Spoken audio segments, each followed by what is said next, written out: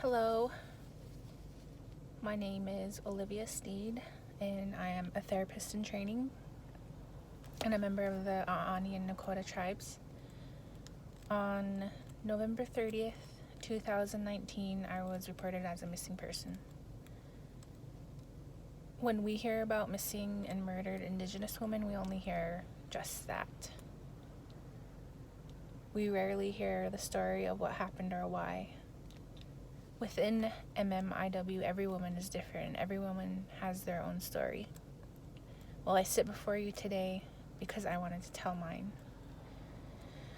And I sat here and I contemplated how I want to go about this because I basically can't do anything about my experience because when involved in cyber crimes, the initial stuff is not really taken into consideration. You're basically told to change your password or get a new phone or change a number or whatever. So that's the first step if you want to go about this in a legal way. And I kind of been taking those steps in that direction and have just hit a wall. And so basically, my experience means nothing at this point. But I wanted to share my perspective because my disappearance went public and it was shared over 2,000 times by people throughout what it seemed the country, and I don't know if it went beyond further than that, but I just wanted to give a perspective on Mmiw and take into account someone's experience because we never hear about them. So here it goes. As a person, I have made many mistakes and I have taken ownership to those mistakes, but I don't need to explain myself to people, and I certainly don't need to put my personal business on social media. Like every human being, I too have had my share of struggles and made mistakes I wish I could take back. But instead, all I could do is work on myself and continue to move forward. During the midst of my struggles, I have received several threats and harassing messages from anonymous numbers using texting apps. People pretending to be someone else, where they have used their actual names and actual life experiences. These threats have consisted of acts of sexual violence that would be forced upon me, where they actually said they would rape me and went into fine detail of how these acts of sexual assault would be performed on me.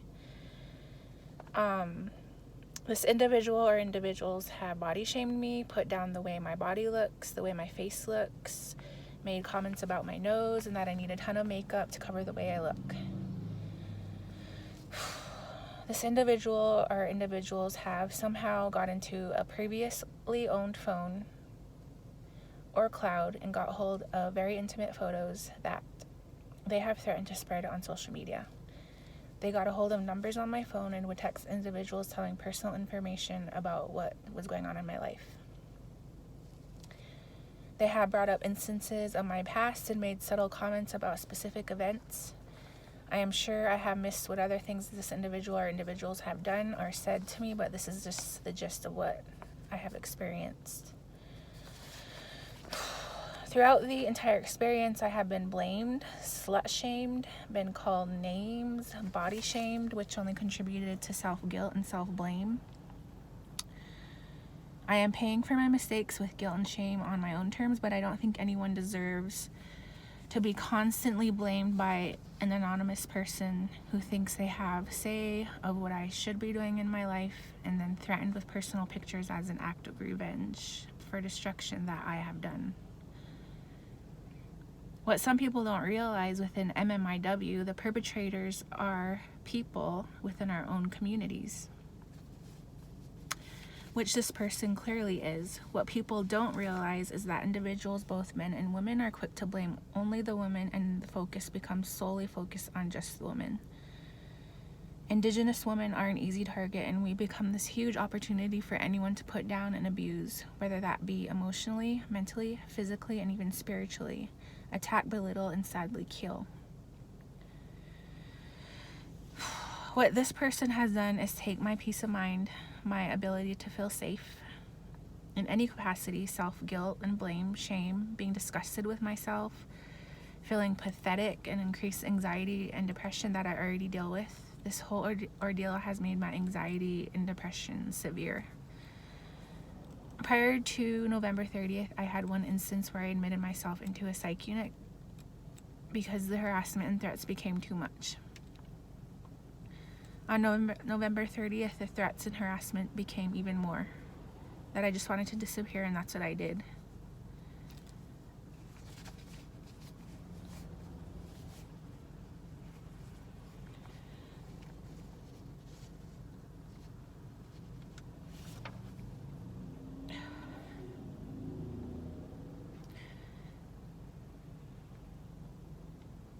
I disappeared without telling anyone.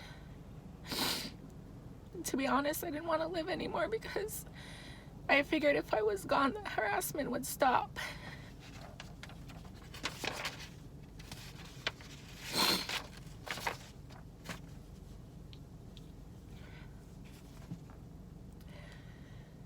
Police reports don't help. Asking for help does not do me any good because it's not their problem. Their answer and suggestion is all you have to do is block them, get rid of social media, change your phone number, which I have done over and over, and still this individual is still able to reach me. Why is this my problem? Why do I have to change the way I do things for this person? Why can't they change? Why don't they have to stop? Why do they get to continue to hold pictures of me and make threats to me? This all fell on me, and this is what happens. It falls on the woman always, and people wonder why we disappear. It's because of situations like this. We have fallen victim, blamed, and hold the responsibility for our safety and well-being. It's all on us, nobody else. So to those out there who are listening or hear my message, I hope you can take something from my story. I will continue to fight as needed, but I need people in my corner. I have felt so alone for months and months that my spirit is literally broken, and I feel like I'm constantly trying to fix it. I don't really know what sort of effect this video will have, but this is how desperate I have become. We talk often about cyberbullying with our youth, but this is coming from grown adults. How do we remedy situations like this when law enforcement will not step in and intervene? Does an act of sexual violence, assault, or worse actually have to happen first? What do we do when rape culture is so strong that the victim of perpetration is always blamed? The perpetrators usually are not held accountable. They're off the hook. What do we do when these kinds of situations are enacted by men and women? We talk a lot about Mmiw, but it also is women against women violence that perpetuates these kind of perceptions, attitudes, and beliefs around any kind of violence. In my case, these messages are coming from a possible two-party group, possibly a woman and a man. But I don't know that for sure, I'm only assuming. But they are tormenting me, and they're nearly successful. Thank God I have a supportive family system, my children, and prayer. That is what will get me through, but not every person has that. I'm lucky. I almost was not here to share this with you today. This has to stop. I have been dealing with this since April of this year. That's 8 months, and I stayed silent about it nearly the whole time, even kept it from my own family. But I can't keep silent anymore. I'm speaking out. People need to know how sick people can be and how they can just mess with someone so much that they push until a person is on edge and have zero remorse. This is my story. Take it for what it is. I have no reason to lie. I hope by speaking out, it empowers others to speak out. Don't let your perpetrator's sickness keep you silent. Thank you to everyone who shared, who prayed, called, messaged, and just offered support in any way.